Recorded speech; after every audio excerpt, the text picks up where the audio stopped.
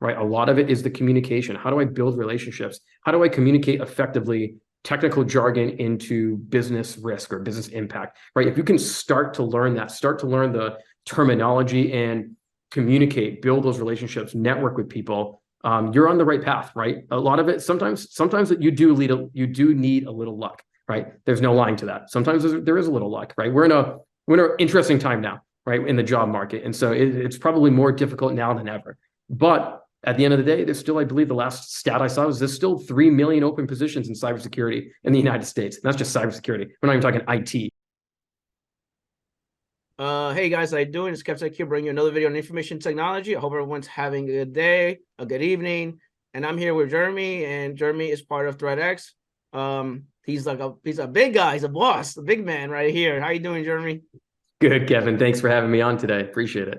Yeah, so can you and I know this is like really weird, but like every person I interview, I'm like, I gave you that annoying question. Can you tell me about yourself? Absolutely. Absolutely. So as you mentioned, my name is Jeremy Ventura. I work for a company called threatx, which is a API and application security company. My role at threatx is I'm the director of security strategy and also the field CISO. And for those who don't know what CISO means, that stands for CISO, which is Chief Information Security Officer.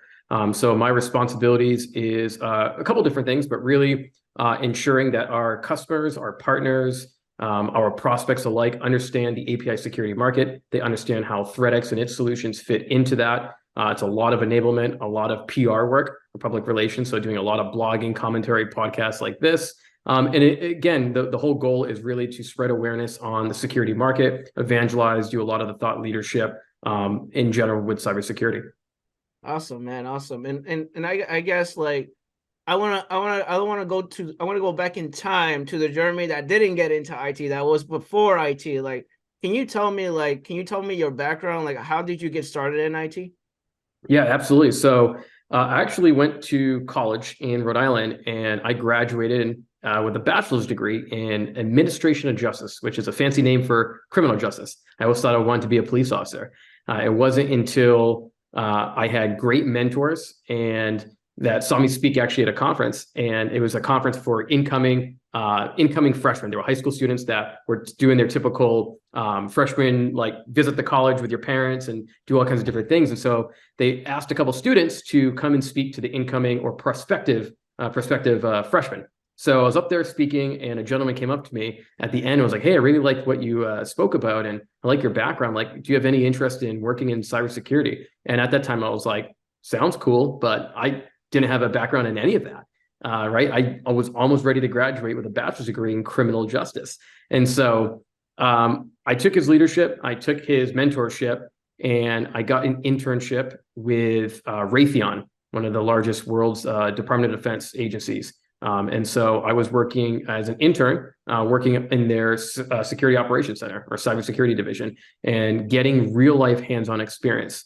So I did that internship, and I was really big into internships in college throughout, whether it was police departments, whether I worked at the DMV at one point to see if, do I want to go policy and regulations when it came to law or go to law school? And then I did the cybersecurity internship, and I fell in love with it. And so I went back to school, the same college, Salve Regina University in Newport, Rhode Island, and I ended up getting my master's degree the following year. So I loaded it. I loved it that much passion. I was like, load on the classes. And I did that program in 5 years and graduated with a degree. Graduate with a degree, I'm still like, okay, now what do I do? So I actually got in. So yes, I was fortunate to go to a college that offered a master's program and a degree. But even getting in there, right? Even today's world, there's a challenge where you're trying to get an entry-level job to break into the industry, but the entry-level position says, oh, you need 5 years experience or you need 10 years experience. It's like, well, how do I get that? I just graduated. I can't add 10 years onto my life. So how do I get in? So I actually found a company, applied for a bunch of jobs. And, it doesn't matter what my position is today, back then, and I'm sure a lot of people are going through this, just rejection. And I've just thrown my resume out and seeing where I can land. And I got lucky. I got hired working for a company called Coalfire, which is one of the largest PCI consulting firms or payment card industry. So doing a lot of audits. So I started as a junior security consultant, and I was traveling everywhere in the United States and doing a lot of report writing. So I was listening to the more senior level individuals and, doing the audits and assessments. And I was the guy just taking down a bunch of notes, typing out the reports. And so it just goes to show you that people get in from many, many different avenues, different ways, different lanes. But I think the biggest thing is always keep in mind that if you have a passion for something, there's always a will, right? And so I think continue driving for that passion, and doesn't really matter how you get in, it's what you do once you get in, right? And then you can start to navigate the waters. And we can talk about how I've got to my current career in the last 10, 11 years here, but that's to answer your question, how I actually got in. So mentorship, internship, and then taking a chance on the first job and seeing if I liked it or not. And then here I am now. Yeah, that's awesome, man. I talk a lot about like going and getting a job. And this is why like I preach education, whether it's through a degree or education through certifications or sometimes you don't even need that. Sometimes you may work on like home labs or project work that you could bring that to the table if they're asking for a certain amount of years of experience. But also the other aspect of it too is and I tell everyone the same thing. Like if you pick 5 people that work IT, those 5 people are going to give you different answers and how they got a job in IT. So you're one of them like, I have a degree. One's going to say I got a certification. One's going to say I just knew someone and they refer me to it. Another person is going to say I went to a social event and somehow the hiring manager liked my personality and then they hired me. So like there is not like a one size fits all on how to get into IT. So like for people, when they ask me these questions on how to break into IT, it's hard for me to answer that question because there's so many ways to get into IT. So I don't know if you want to add anything to that, but that's just my thought process. Yeah, no, I'll add. I completely agree with you. It's difficult because the way and the journey that I took is not probably going to your point, the 5 different people, 5 different answers, 5 different ways. The journey that I took is probably more realistically not going to be the same journey that you take or that someone's listening to this takes as well. But I think what everyone should do is listen to a lot of these conversations, listen to the individuals that come on your podcast and that join other podcasts that talk about how to break into the industry, and listen to their stories, because there could be that one thing that resonates with them. Maybe to your point, it is getting a certification, or maybe we were just talking about this in the pre-recording of this, that maybe you love gaming so much, right? You like to spend your nights like gaming or breaking computers or learning how to assemble and build your own computer. I got some best friends one of my best friends works in the tax industry, and he's the biggest computer nerd that I know. He's way more technical than probably I am, right? He's built his own computer, set it up, broke it down, bring it up again, install programs, but he works in tax. And I think that goes to show you that people have passions out there. Realize what those passions are. Understand that if you can translate those skills, no matter what it is that you like doing, whether it's riding a bike, whether it's flying airplanes, whether it's learning how to play a drum set, right? There's all those little soft skills and all those little skills you learn that you can relate and bring back to, for example, breaking into IT, right? And I just mentioned it right there, not to give it away too far, but a lot of it's soft skills, right? A lot of it is the communication. How do I build relationships? How do I communicate effectively technical jargon into business risk or business impact, right? If you can start to learn the terminology and communicate, build those relationships, network with people, you're on the right path, right? A lot of it, sometimes that you do need a little luck, right? There's no lying to that. Sometimes there is a little luck, right? We're in an interesting time now, right, in the job market, and so it's probably more difficult now than ever. But at the end of the day, there's still, I believe the last stat I saw was there's still 3 million open positions in cybersecurity in the United States. And that's just cybersecurity. We're not even talking IT. And so that goes to show you that organizations, companies, we need you, right? Keep pushing, keep applying, keep networking, keep building those relationships. It'll work out. Yeah, I 100% agree. And this is something that I talk about too, is soft skills, because I get invited to the cybersecurity leadership event every year.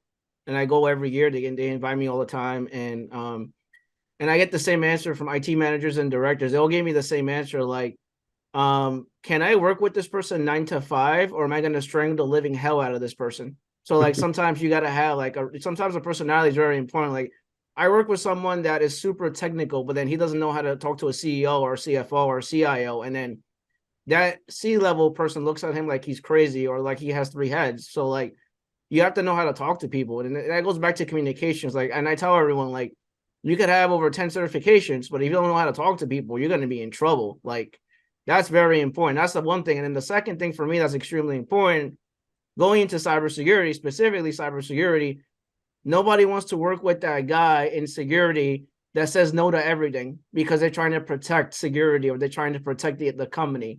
So you're going to have some sort of leeway as far as security is concerned. Like, you're going to have some sort of leeway when you're working with a customer or you're working with a client and they're trying to get their work done. They get mad at you if you say no to everything and you block all their jobs and stuff that they're trying to do. So there's a certain way to do things and communicate and talk to people. So that's very important. I just wanted to add that to this conversation. Yeah, no, absolutely. And to your point right there, I think, even when you start getting more into the realms of cybersecurity, one of the things even we talk about, and past companies I've worked for, is security can't be a showstopper, right? And to your point, like whether you're trying to get into a career or already you're in security and you're trying to pitch products or services, you can't stop the development of stuff, right? If you slow business at the end of the day is business, right? Business is there to generate revenue, right? To gain customers, to make customers happy. And sometimes it's looked at, even at board level, sometimes security is looked at as the showstopper, or the company or the individual say, no, no, no, no, you can't do this, right? That perception has to change, right? And we can get way deep into this, but like at the same time, it's like, it's not about always saying no, it's finding that what we call in the field risk acceptance, right? There's might be risk by doing something, but how can you accept it? Can you put the mitigating controls in place to allow the organization to prosper and continue to drive revenue? I want to take that same concept and bring that even to somebody to the original conversation, which is getting into your career, right? Same exact thing. Like, don't be afraid to jump into something and say yes, right? Technical individuals tend to be a little bit more introverted. We tend to be a little bit more to ourselves. We struggle a little bit more with communication skills. And we tend to say no more often than we probably should. One advice I gave somebody, the individual, same persona that we are just talking about, super, super technical, right? One of the most technical people I know, but they had a difficulty when it came to networking. They just got really high anxiety about trying to network, trying to communicate. I said, okay, let's go to a conference together. And when you're in the conference, I want you to go over there. It doesn't have to be a big major security leader, IT leader, but go over there to that booth at Ventura, just talk, communicate, tell them who you are, ask what they do. And you start to see, it's almost like a butterfly, right? Not to be too like cliche here, but it's like you start to see them blossom a little bit and they start getting passionate about, yeah, I actually do networking. Oh, I play video games and I do this stuff. Like, that's how you can start, right? That's one great little tip and recommendation right there. Like, go to your local security conferences, right? Attend webinars. Don't be afraid to ask questions. Don't be afraid to comment on someone's post or network, or, go to a different trade show, for example, and walk around different booths, or go to keynotes. And when that keynote speaker that you like gets off the stage, go up to them and be like, hey, my name's Jeremy and I really enjoyed your topic and your conversation. I have a question for you if you have 2 minutes, right? Like, that is how you build the networking. That's how you build the communication. That's also how you build yourself and your skills. And I agree with you. And I tell everyone that I train, like, as soon as I train, like, branding yourself starts at the beginning of your tech journey when you're brand new to IT, because nobody knows who you are. As soon as you create your brand and you start to network, then people start talking about you. And then what happens is when you have a really strong brand and you don't really got to apply for jobs, what happens is a lot of people will talk about you and they're going to say something like, oh, I have this job opening right now. Who do I know in my network that I could invite them to this job and give them an opportunity for this role? And they're like, oh yeah, Jeremy, yeah. I remember he was in this cybersecurity event. So awesome, amazing personality, just getting his name out there. I think we should give this person a chance. So then when you have a strong network, people will just come and look for you. You don't even got to apply for jobs at all. You could either do that or you could bypass the ATS system altogether just by having a strong LinkedIn brand. So 100%. I'll leave it with a quote. It's not who you know, it's who knows you. And I think that's big. Yeah, definitely. And that's what you said was very important. And the other thing I talk about is join your social events. Like, there's bsides, there's defcon, there's blackhat. The ones that I always recommend is vets to industry, because it's for people that are civilian and people that are also military veterans. And vets to industry, what they do is, and they do it for free every year, is what they do is they break you out into breakout rooms of 10 people, and then you have to sell yourself with a 30-second sales pitch. You got to introduce yourself to everyone. It's free.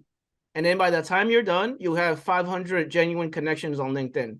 And you meet job recruiters, you meet hiring managers, you meet directors. Like, I met people from Adobe, like job recruiters from Adobe, job recruiters from Cellpoint, job recruiters from Meta, just by joining that's the industry event. I'm not sure if you ever heard of that, but that's something I recommend. And you could even go even further by doing like, you know, just talking on Discord with people. There's Discord available, there's Slack available, there's these meetups available as well. If you want to learn how to talk, I recommend Toastmasters. Toastmasters will give you that helps you out with talking as well. So there's like a lot of things out there, and I just want to, you know, I just want to throw that in this conversation because we're talking about this right now.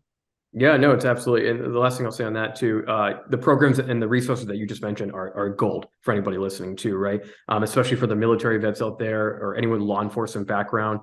Even if you don't have that background, one of the organizations that I'm part of here, I was part of the organization back when I lived in the Boston area, and I changed the chapter over to Los Angeles, but InfraGard, right, which is the whole civilian working with the FBI. And there's all kinds of different awesome trainings and networks that you can do. For example, just last year, I was down in actually San Diego area, and there were two speakers. One was the main trainer for CIA on open source intelligence. And the other guy worked 25 years at NSA, now owns his own private company, and does a lot of like private investigation, cybersecurity work, right? And just networking, right? Yeah, I'm already kind of established my field and I'm still evolving and learning and growing, but like still having those two networks and connections, like, hey, I know the guy that is one of the only certified people that can teach CIA operatives open source intelligence is in my backyard. Met him, talked to him, we're connected on LinkedIn, right? Go to your network, go to your local conferences, Kev is saying as well.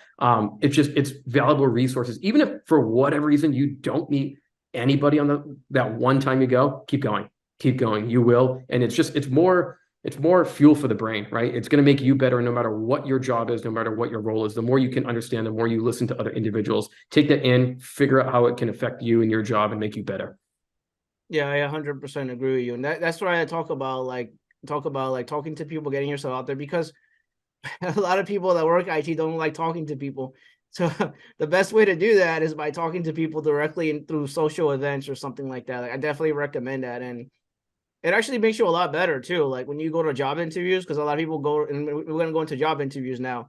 So a lot of people go to job interviews, they don't know how to talk. So Jeremy, like, I know you're like a big boss. So like, what do you like for someone brand new to IT? Like, what are like some things that impress you, or you find that it's helpful for someone applying for a job? Like someone would apply to a job right now, and you're the hiring manager, obviously, so you're in charge of all that. So like, what do you think is important for someone that is brand new?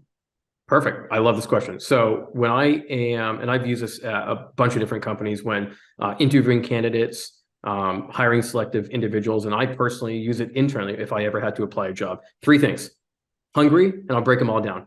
Hungry, humble, smart. Hungry. Do you have the drive, right? Are you showing me an initiative that you know my business? You may even know a little bit about me. You've done some research. You're hungry. I'm passionate, right? Using those words, I'm really passionate about IT or cybersecurity. I've done these projects on the side. I research, I listen to podcasts, I watch webinars, I go to security conferences. You know, let me tell you about one of the things that I went to last week that I find really interesting. Do you relate to it? Like almost turn the interview like on the interviewee, right? Like turn it on me. You almost start interviewing me, right? But do that because you're hungry, you're passionate, you want to get in the field. Humble. Understanding that everyone comes from different backgrounds. Everybody comes from different diversity, equity, inclusion, differences, backgrounds, right? Are you humble though, right? Are you a genuine person? I think at the end of the day, you kind of mentioned it earlier, like you might be the smartest guy or girl in the room, but if you're arrogant, you're conceited, you've got a bad rep, or if I ask somebody, hey, do you know Jim? Have you ever worked with Jim? Yeah, Jim, I don't know. The team didn't like reporting to him. He was hard on them. He wasn't respectful. Nobody will hire you. I don't care how smart you are. I don't care. You could have every certification in the world. You could have invented the computer. Nobody will want to work with you, right? So are you humble? The last one is smart. And I'm not talking about certification smart. That helps, right? And we can talk all about that too. Smart in the sense of, can you think outside the box? Can you problem solve? Right. I'll tell you an interview question. I hope everyone that's listening to this, they're going to think about this one later after they hear this one. So one of the questions I've been using, and I got this from a good friend of mine, Mayor Aknin. who used to be the director of incident response for the Israeli army. And he told me once, and now I use this in my interviews, is tell me anything you're passionate about that you've built or you created. It could be a computer, it could be a program, it could be anything, right? And literally anything. What have you created? Maybe it was a project, right, that you worked in that you were super successful. Yeah, I initiated this project at work and it was really to do X, Y, and Z. Could be anything. Talk all about it. So I let them talk. Then I say, okay, now break it. And they go, what? And I said, yeah, because they're so passionate. Oh yeah, I built this application that can send data from this system to this system, and it makes the efficiency so great. And now people have all this consumer data. Oh, awesome. Break it. And they go, huh. The hungry and the smart people, they know how to. Actually, yeah. So how I would do it is I would either try to attack it this way, or I'd try to break it down. I could probably overload the system if I do a DDoS attack. Actually, the username and credentials is username, password, whatever it might be, right? Break your system. And then once they do it, you get them talking. Then I say, okay, great, build it back up again. It's a long-winded interview question. It is a stressful question, I will say that. But what that tells me is if you can answer it, and by the way, I'm not looking to figure out how to build or break your application, or your program, or your project. It could be anything, something that you're passionate about. But I'll phrase it depending, but it's pretty much build, break, and build again. And I just do that in one sequence. Again, smart, it's problem solving, right? Thinking outside the box on the spot, because as individuals, especially as technical, we're so typically passionate and proud about what we do, what we build, what we can code, right? How we can, secure something, but we never think about sometimes the opposite aspect of that. And so if I can get you to think about that opposite aspect and then figure out how to break it, I'm now starting to really pull on the intelligence of how smart you are, right? And that's what I look for. Hungry, humble, smart. So think about those questions and again, go through it. And I'm giving everybody interview tips right now, but that's personally what I look for. And no matter what interview you're in, I'll say, be true to yourself. Again, right? Understand the business or the company that you're applying for, the job that you're applying for. Ask questions. Right? It can't be a one-way interview thing where I'm just asking questions, you're answering it. Right? Communicate with me, have a conversation, and show me the willingness that you're willing to learn. I think the best thing about this is, even in my position, I'm learning every day. I have mentors, right? I mentor people, right? I have mentees. I have new mentors when I meet them. And I think that's the beauty of it. We're all learning. I don't care if you're the CISO, the CEO, or the junior IT help desk analyst. Everyone is here to learn. Technology is changing faster than us. And so can we evolve with that? Can we help each other and be a community? So understanding that and understand that it's not as scary as you think is when you're interviewing, at least with me.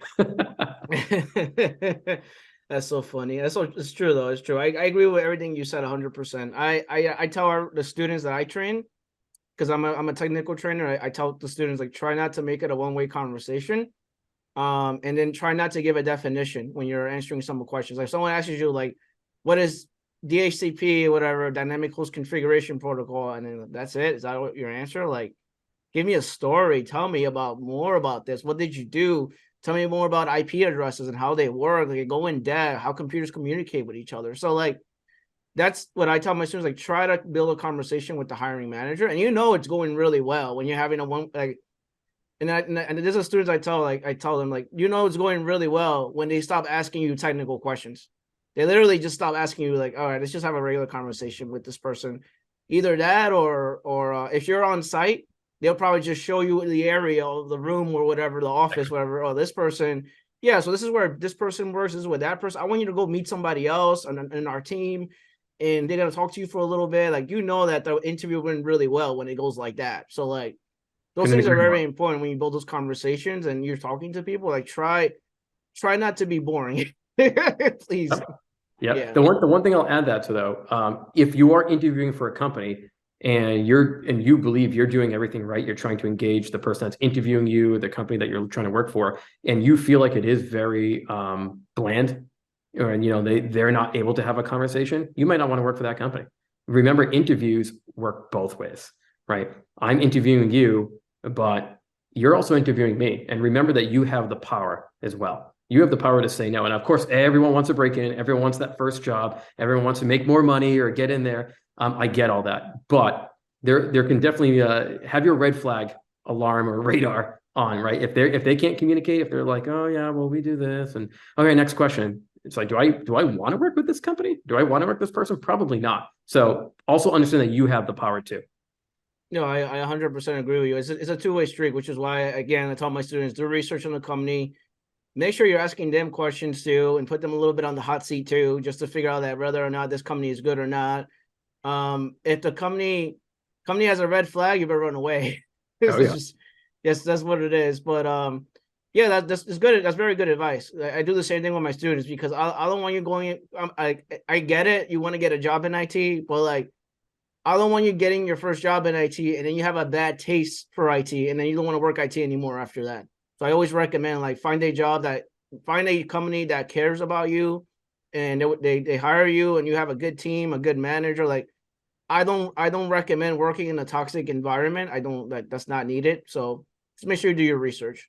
Very Yeah. important. So, but I was gonna ask you the other question because you talked about certifications before. So for someone that okay, this is a hard question because like I get different answers from everybody. Yep. So like for you, like for certifications, like what do you recommend for someone? I guess it's a two-way question. So what do you recommend for someone new? And then what do you recommend for someone who already has experience? Cool. So to your point, everyone has different perspectives on this, and I've got my own personal opinions. And again, no one's right, no one's wrong. It's just everyone comes, again, the beauty of it is everybody comes from different backgrounds. There are some hiring managers or some companies that are going to require certifications or experience. If I am looking to hire a vice president of cybersecurity, you don't necessarily have to have certifications, but you better have experience, right? That kind of thing. So it gives and goes, or it comes and goes with depending on the job, right? And obviously depending on the company. But to answer the first part of the question, so anyone that's starting out, that's looking to get into cybersecurity, I do firmly believe doing classes, certifications around Security Plus, CompTIA Security Plus, CompTIA's A Plus, CompTIA's Network Plus. Those are all, and I think GAIC's got their own Cybersecurity Essentials 101, and they've got some other certifications and things you can do. Those are great, fundamental. That shows me as a hiring manager, especially someone coming new, whether you're right out of college or you are breaking in from a different industry, it shows me that you're taking the initiative to learn, right? There's always, though, other types of certification. Kevin, you and I were just talking about this, right? Google just came out with their whole I think 8 or 10 part series here of different certifications, which I think is awesome, right? Now, is it the same standard as a Security Plus? Maybe, maybe not. But again, I could actually care less what certification you have. It just shows me if you're doing something, you're taking the initiative to learn, right? You're taking those next steps to do something. So that's more important to me to do that. Now, with that being said, not everybody can afford certifications. Not everybody is the best at, we all learn different, especially in the technical field, right? Not everybody's great at some of these certifications, right? I'll be honest, it's how good can you memorize things, right? Oh, I studied the study book. It's not even really practical. And it's just, or not hands-on, right? It's just like, oh, I studied these terms and this theory and okay, go take a certification. Oh, cool, I passed. And then you get in the real job and you forgot all of it. So that's why I look at certifications as a stepping stone. I don't look at that as a deal breaker. I really don't. I'll be honest, like even in my career path, there are certifications that I have, but for example, I have a certification from Homeland Security that was about like incident command systems that I took back in college, right? And has anyone really asked me about it in modern day? No. But when I first started, people were like, that's kind of cool. Like, what did you learn? I learned like how to set up an incident command post. What is the responsibility of communication? Right? How do you effectively communicate between different channels that may not understand the same language? You know what that is? That's security operations 101. That's incident response 101. That's tabletop exercises when a company gets breached.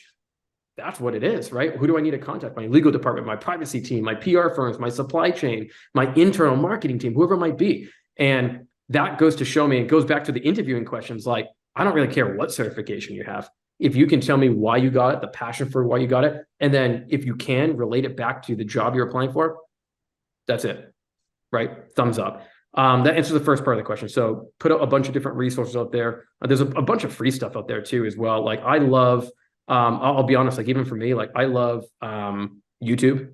right? When I'm trying to learn something, a new concept, right? Obviously, yep, the man, the myth, legend right here, right? With your YouTube channel and everything that you provide is awesome. But, channels like yourselves, sometimes I was looking at a different ransomware affiliate, a group that's coming out of a nation state, right? And I want to do some more research. I would go to Google, I would look at articles, I would look at podcasts, and then I'm like, let me just hop over to YouTube. And in YouTube, there's like 15 different videos, like talking in depth about the tactics and techniques that this group uses. And for me, I'm a visual and hands-on learner, right? Everyone learns a little bit differently. And so for me, that's awesome, right? That's how I can learn a little bit better. So there's a bunch of free stuff out there. There's a bunch of stuff. I've said it's a little bit more paid for. If you can get a company to sponsor it or a university or college to sponsor it, even better. But yeah, there's a tons of resources out there for entry level. Now, you asked for someone that's already experienced, is there any other certifications that can help elevate them? There are. Obviously the de facto standard in cybersecurity is the CISSP, right? You hear that all the time. Oh, I got my CISSP, I got my CISSP.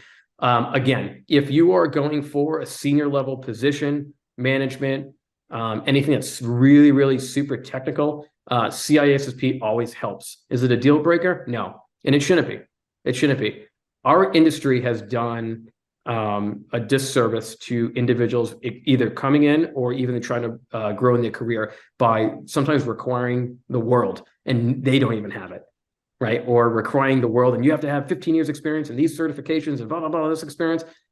I mean, that probably wasn't even a cybersecurity department at that company 15 years ago, right? So it's almost like check yourself before you wreck yourself, right?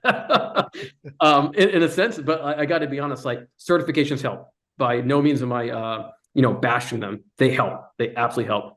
But for hiring managers, they shouldn't be a deal breaker at any level. And then for people that are looking to get into that and break them, of course, if you got the time, take them. You got the will, take them. They don't hurt. Not everybody has the resource again, right? There's a lot of free open source stuff out there to help you and give you that technical and practical knowledge that you'll need to be successful. Got it. Yeah, that makes sense. And before I ask you the next question, I just want to throw this in here in this conversation. So we're talking about certifications. If you want A plus, Network plus, Security plus training for free, go to Professor Messer. Professor Messer has videos for free on YouTube. I also recommend Mike Myers, and I also recommend Jason DeLon. I also like Tech G. He has a YouTube channel too. Master IT, I'm friends with him. He covers A plus stuff as well. And he covers ITF as well, ITF plus. I just want to throw that out there. Now, if you don't have money, like you're broke, straight up broke, like, and I'm gonna recommend some platforms. You should join Women in Cybersecurity. So if you're a female and you want to get like a Security Plus certification, or you want to get a certain certification, join Women in Cybersecurity. That's one. Number two, for females, Women in Cyberjutsu. So Women in Cyberjutsu also has some free stuff for free training.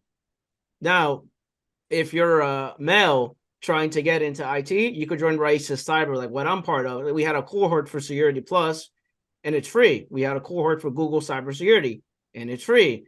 Now, if you don't want to join that one, there's also Blacks in Cybersecurity. So if you want to do that one, you could do that one as well. There's also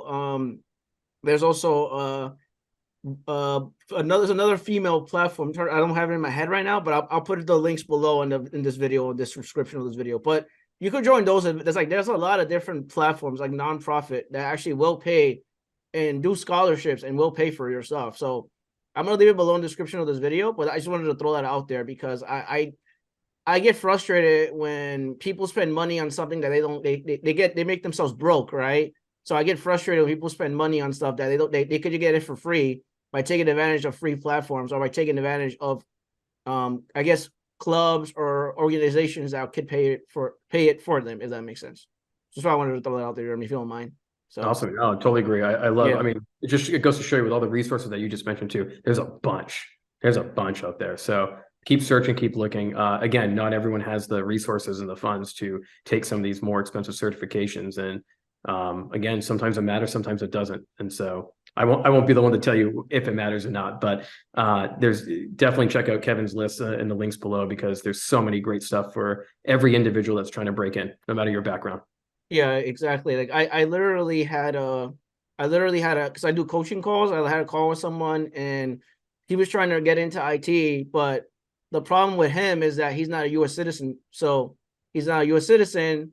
but he does have he does have like a not a green card, but something that is Okay. that was from Joe Biden. I think it was like a TAP or TAP or something like that. He has some sort of work authorization, and he didn't know what to do. He was stuck because everywhere he applied, no one would hire him because he doesn't have a U.S. citizenship. And then I'm friends so I'm friends with everybody. So I'm like, all right, so I recommend I go to Upward Globally. He's like, what the hell is that? Like, what is that? I'm like, oh, that's a nonprofit organization that helps refugees and immigrants get jobs in IT. And they also help you with your visa status and everything. He's like, I didn't even know that existed. I'm like, yep, there you go. And he went and applied for that like literally yesterday. And his friend also applied for it too, because they both have the same status. So I was like, oh, I didn't even know that existed. I'm like, yep. There's a lot of free stuff in the United States that people don't take advantage of. I tell people that, like, take advantage of the free stuff first. So Absolutely. yeah. But my other questions I wanted to ask you, like, for you, like, I like how you answered that question. Like you said for interviews and passion and everything. And I agree with you because sometimes, and this is hard to determine because sometimes when you go in a job interview, the hiring manager just likes the person, like, because they have an amazing personality. If you have an amazing personality, that's going to make you stand out versus someone else that is too technical. So that's very important when I tell people, like, sometimes it depends on the hiring manager. Sometimes they like someone that's very technical. Sometimes they like someone that has an amazing personality, because at the end of the day, like, if you're hiring someone and their personality sucks, they don't mesh well with the team, that hiring manager is not going to hire you. I'm just letting you know. It's not that happening here. So it's very, Excellent. very important. I just wanted to add that to what you said about what interviews before. And the other thing I wanted to ask you was, for someone, I guess for someone like, and I hate asking this question, but because I have to ask this question. So for someone trying to move from, I guess, from like help desk, because my channel covers IT support. Yep. Someone trying to move into help desk into cybersecurity, like, because I get asked this question like, oh, how do I get into cybersecurity when I have an IT support experience? Like, what is your thought process on that? Like, what do you recommend? Because I hate answering this question, or I hate asking this question, because cybersecurity is so big. So like, it's like when you ask someone, I want to get into cybersecurity, what kind of doctor do you want to be? Because there Right. are so many roles in cybersecurity. So I wanted to ask you that question. Cool. So yeah, I'm going to answer this in a couple different things. So if you're working at help desk now and you're trying to get into cybersecurity, rest assured that most individuals that are in cybersecurity today probably started right where you were, right? Or some form of IT background. There's not too many people, again, fortunate, right, that I went to a college in a master's program that offered cybersecurity. That's not very normal up until this day, right? It's very normal to start in IT, help desk, computer labs, lab technician, kind of work in IT management, or even working something more specialized, like, oh, I'm, the individual for Active Directory for some reason, or for whatever reason. And so whatever it might that be, you're starting to build those skills, right? Be confident in yourself that you're starting to troubleshoot, right? That's a lot of the IT job, troubleshooting, people skills. It might be an intern employee. Hey, Jeremy, I can't figure out how my email works. I don't know. I got locked out. Okay, Susan, I'll help you right out. Give me 1 second. I'm going to go like log in. You're learning those communication skills, right? You're building that resume. You're building the foundation in everything we talk about, right? That the passion, the hungry, the humble, smart. You kind of already have that, right? You're starting to formulate that foundation. So when it comes into getting into cybersecurity, a couple of different things. One of the things I recommend always is having the time to understand what's going on in the cybersecurity news and cybersecurity landscape. It's changing fast. But here's a tip and trick that I do. I love Google when it comes to their news articles and Google alerts. I have so many different. You'd be embarrassed to see how many Google alerts that I have and how many emails I get a day. But do I read through every single article that gets posted there? Nope. But I'll skim through it fast, right? I work in an API security company, right? So I have my API security. So I see what our competitors are doing. I see what I'm doing. I have one for my own company. I have one for cybersecurity. I have one for ransomware. I have one for data breach. I have one for privacy regulations, whatever it might be. And so every single day, Google will filter that and put it into top 8 to 10 articles that you can read through. And I'll quickly scan. A lot of the articles sometimes overlap, but the stories are the same. And that's perfectly okay, right? Start reading into them. Oh, this organization was hit with a ransomware attack and had to close its operations for 3 weeks. Let me click and just skim it. Let me read it. The more and more knowledge you get, I'm not even talking hands-on the keyboard skills, right? Again, I know the Clop ransomware group right now is responsible behind the MoveIt vulnerability that's affecting hundreds, if not thousands of organizations worldwide. People are panicking right now. Do I have this program and system in place, right? Who has access to it? We've seen British Airways, BBC News. We're now seeing, I think it's Vancouver Department of, or the Metro Transit, I believe, I'm not going to mispronounce it just in case, but there were a couple other organizations that came up today that saying they're being affected. That is something that whether you work in IT or cybersecurity, you could have done in 30 seconds to a minute read. Google it, ransomware, top news, right? Or get the Google alerts. The more knowledge you have about what's going on in the industry, the better you're going to be when you try to go into the interview, right? Because now you have all those IT skills, again, the troubleshooting skills, but now you're showing me the willingness again that you know what's going on in the field. You know what's going on that's affecting organizations, right? So that's one little tip and trick that I always like to tell everybody. Other thing is educate yourself, of course, right? The more education, the better. So not just alerts and readings, but I never used to be a podcast guy, but now I have my own podcast, and I've been really, probably in the last year or two, way more times in the car or airports or trains and buses. And so I am listening to a lot of podcasts, right? And so podcasts are great. There's a bunch that we can put in the links here, but like cybersecurity headlines, IT world cybersecurity, darknet diaries, my own podcast is called Exploring Cybersecurity. There's so many out there, right? And again, take a look at, listen to those. And a lot of these are like 5-minute little daily news things, right? Instead of reading it, just listen to it on the way to work, or listen to it when you're working out at the gym, or whatever it might be. And so educating yourself, understanding the news, understanding the trends, understanding what organizations are facing, are all super, super important skills for an individual trying to break in, especially if you're working help desk. Again, you've got some of the troubleshooting skills. We talked about the certifications. Those can absolutely help. There's a bunch of other little programs out there. Like I think it's called Hackabox, right? Is that what it's called right there? Hackabox, yep. Yep. So there's all kinds of other little like simulation, cybersecurity, what would happen in an incident or breach, or go hack that you can do, capture the flag exercises out there that can help you really gain some of that technical, more in-depth cybersecurity skills as well. Yeah, I 100% agree with you with that. So yeah, there's Try Hack Me, there's Hack the Box, there's TCM Security, with Heath Adams. He does like stuff on penetration testing. Basically some red team stuff. And I tell, because I get asked that question a lot. I tell people, like, you already have experience for cybersecurity. Like, what do you mean? If you're decommissioning a user account in Active Directory and you're providing least privilege and you're removing someone's access to certain things, and you're also providing access to a certain folder for a certain department, that is part of cybersecurity. 100%. You're preventing certain things. So that is part of cybersecurity. So like those things are like, but when you go into now that I work in security, right? Now that I work in security, and I noticed that, I'm like, wait a minute, I'm doing Active Directory hardening for the customers in S1. This is what I was doing before when I worked in IT support. This doesn't make any sense. And then I look at it and I'm like, wait, so why was this person a member of this security group? Why are they part of this group? And why do they have access to that? And then, and IT support is the same thing. Yeah, so we have to remove them from that group because then they have access to do certain things. Like, you already have experience in security. You just don't know how to put it on paper. You just got to know how to put it on your resume. That's what I wanted to add to it, Jeremy.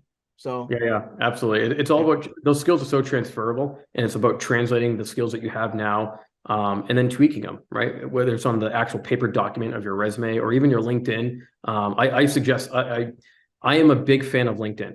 And I'll tell you why. I think if you're applying for a job, and a lot of if you make it to the stages, right, I'm gonna look at your LinkedIn, right? I want to see, people giving you recommendations. What are you following? Are you posting anything? And not everyone loves to post, or they have a LinkedIn just because they created one. And that's okay, right? I'm not looking for how many followers you have or anything like that, but I might look at LinkedIn and your background experience, right? Like, highlight the work you've done. If you are, just graduating college, for example, and you graduate a computer science or IT degree, like in your For Me or About You page, or you can now even post it. LinkedIn gives you the option to post like your main highlights, right?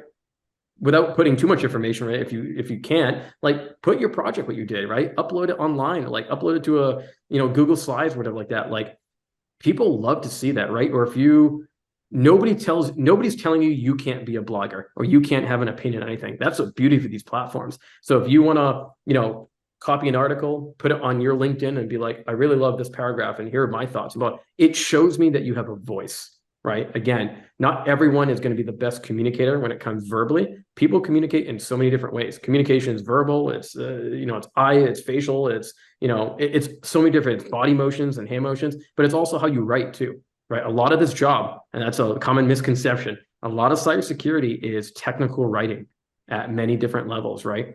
So for example, you mentioned, I'm doing 80 hardening or I'm deactivating a user account, right? You might have to actually log into a tool and say, okay, on June 23rd at 3 p.m. Pacific time, I deactivated this account and I did this because X, Y, and Z. And here's my theory and why I need to send it back to the information. Technical writing, right? It's another very, very good skill to have. But yeah, I just wanted to add that on to what you just mentioned right there too. No, you're absolutely right, and that's why you have like you have these sim tools you run, and you have like these things like the background, like for example, like you run was a cyber heaven on your browser, and then you get to see what people are doing behind the scenes, and you have to write a report on that. Those I people think that cybersecurity is just hacking. It's not, please, it's not. It's more like writing paperwork. So some of the jobs are kind of boring for paperwork. So like it really depends where you work in. It really depends on the job and security. So. But yeah, adding to what you said on LinkedIn, yes, I recommend you put in your projects. I recommend if you got Security Plus, put it on the front page of your profile. If you got A plus, put it on the front page of your profile. If you just completed a course, put it on the front page of your profile. And I've seen people do crazy things on LinkedIn, like, and I'll give you a real life example. Like someone was looking for a job in IT support. The hiring manager just happened to be on LinkedIn. And what the person did was the person was following this hiring manager, was commenting on this hiring manager's stuff, was just engaging with the hiring manager in the comment section. And then one day, this hiring manager had a job opening. And what did the person do? The person sent the hiring manager his resume. He also sent a copy of his certification, the A+, and the hiring manager just hired him. And he hired him because he was engaging with him. So I tell people, like, nobody knows what you need if you stay quiet. You have to speak up. You have a voice in social media. You do have a voice. You just gotta know how to use it. So I love it. I couldn't agree more. Persistence, right? Persistence. You don't want to be annoying, but persistence, right? And I think and everything you do, right? Breaking in the industry, commenting, adding a voice, having the voice of what you just said. Persistence is key, right? And people will notice that, right, through the noise, right? I'll tell you an interesting story here. threatx. So we opened a position about a month ago for a junior or SOC analyst 1, right? Entry level, truly entry level. Because we're not going to get on podcasts and talk about, hiring and all the stuff like that, and then not, walk the walk. And so we said, this is truly entry level position. Like, you don't have to have any security background. If you're the right fit, we'll find you. Within the first 24 hours, we had over 5,000 applicants. wow. To me, well, people will look at that, right? The first initial reaction was like, holy crap. I look at that and like, I wish we could hire all 5,000. Like, we only at this time can afford and hire one.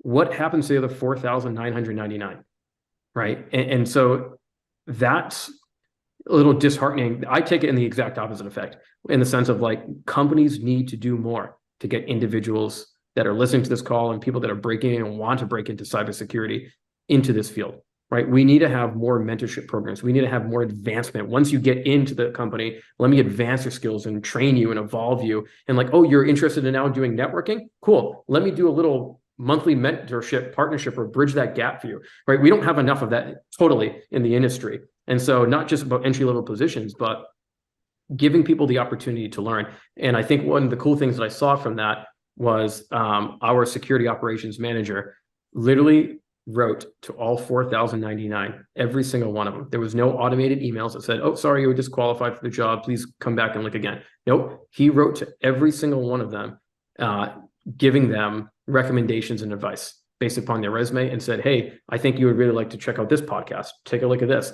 We have some free training that you could look at that could really excel. When we open up another position in the future, please apply again. But that's, kudos to Neil Weitzel. He's our SOC manager. I'm giving him a quick little shout out, but like, that's how you do it. right? And for the 4,999 that didn't get the job, they don't necessarily get too bummed out that they didn't get it. They go more of like, wow, I just got some free resources. And now I have an email chain with a SOC manager who is going to hire again, right? Build the connections, take advantage of the network. So that just shout out to him. But in general, like keep your head up for anyone that's applying, right?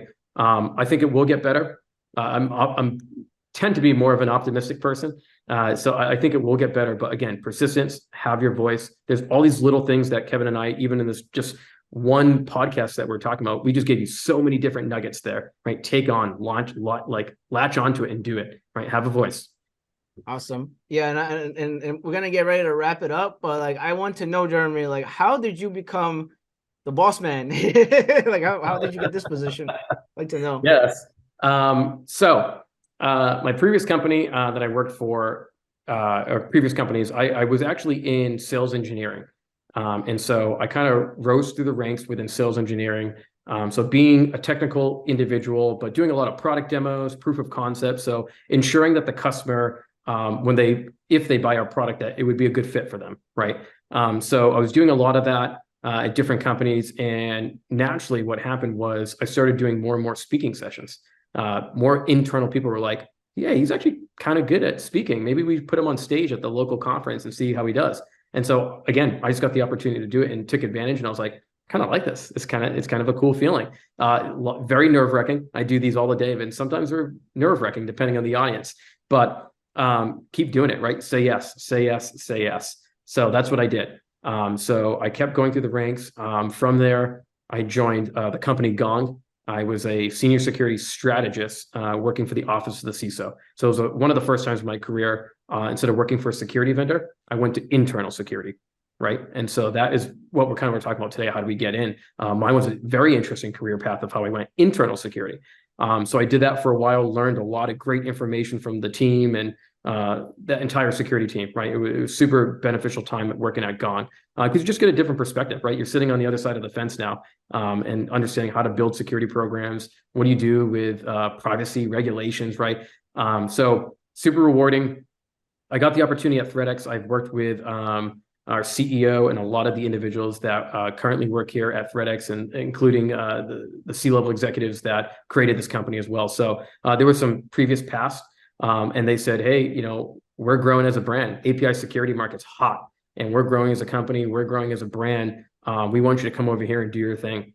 And so it was a very easy decision for me. It's always tough leaving companies, but when you're going to go work with companies with people that you trust, people that you worked with before, there's going to be highs, there's going to be lows, right? But when you work with good people and you network with good people, you have good relationships with people, you can get through anything and achieve success. And so for me, that's kind of my path of how I got into my current role as the director and field CISO.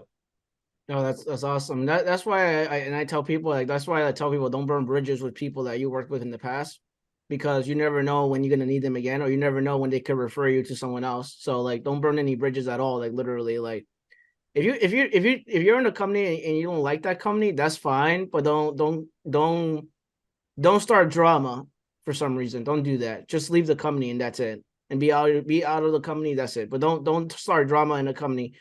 And there's some people that do that, by the way. Like they start drama, or they go on LinkedIn and they bash hiring managers or job recruiters on LinkedIn and make a post about it. Don't do that.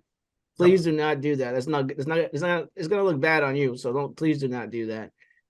So yeah, I wanted to throw that in there because sometimes that does happen. Like you go into a company and they're probably not the best company in the world, but then you're bashing everyone, including your managers. And they do follow social media, so they know if you said something bad about them. So yeah, and I think the only thing I'll add is just because you work for a company today doesn't mean you're going to be working for them 10 years from now, right? And the cybersecurity, especially IT, I mean, look at the average life of a CISO at a company. I think it's 18 months right now. That's as the big boss man, right? On average, right? And there's many different factors why that matters. Now, you might work for the company for 20 years, 25 years, right? You might work for 5 and have a great run. You might work for 5 months and absolutely hate it, right? And I think as long as you can position it and be like, to your point, don't burn your bridges. This industry in this field is way too small. Everybody starts to know everybody really, really quick.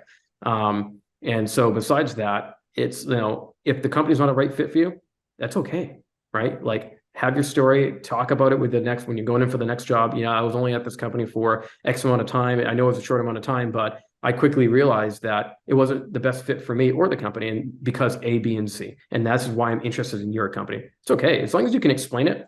We don't work in like, I don't know, like a different field where they look for tenure, right? Tenure is great, don't get me wrong, but this industry is moving fast. I think there's now, in the United States alone, I believe there's something like 5,000 or 6,000 cybersecurity vendors, just companies selling a product or a service. So if you're in the security vendor space, there's 5,000, 6,000 other ones that will love to have you, right? So again, not every company, not every area is going to be a perfect fit. Not every role is going to be a perfect fit. Learn though, right? All these are learning moments and stepping stones to whatever you're going to achieve. Jeremy, man, I appreciate you for coming here and talking today. You dropped a lot of gems, not just one, a bunch of gems. Before we wrap it up, and we are going to wrap it up now, but is there any like final words you want to say to people that are watching this video? Because it's going to be everywhere. So like, what are your thoughts, and what do you like to say? Absolutely. My last final thoughts is, again, as an industry leader and working on the other side of it, have a voice, be passionate, right? Know how to communicate. Those relationship skills, as again, we talked about, there's so many different open source and free stuff that can help you accelerate your career path and career journey to break into this field. We want you, right? Don't think we don't. Like, be persistent, right? Don't get upset. Be persistent. Keep chugging along, because your time will come where you break in, and then maybe one day I'm reporting to you, right? And so I think that's the beauty of it, right? Like, we're all here to learn. We're all here to mentor, be mentees, and continue to evolve, because if we don't, we fail as a cybersecurity industry, and then the attackers get better, smarter, faster, and do more damage to us. So we need you, absolutely. But Kevin, I also want to say, thank you so much for having a platform where you can bring individuals like myself on to, give advice, give career recommendations as well, and share our stories, because again, it makes us feel good, and all we're trying to do too is give back to the community. So thank you again for sharing the platform. Thank you for everything you do, and thanks for having me on today. I appreciate it. Thank you for speaking today. I appreciate it as well. So I'll let you guys go.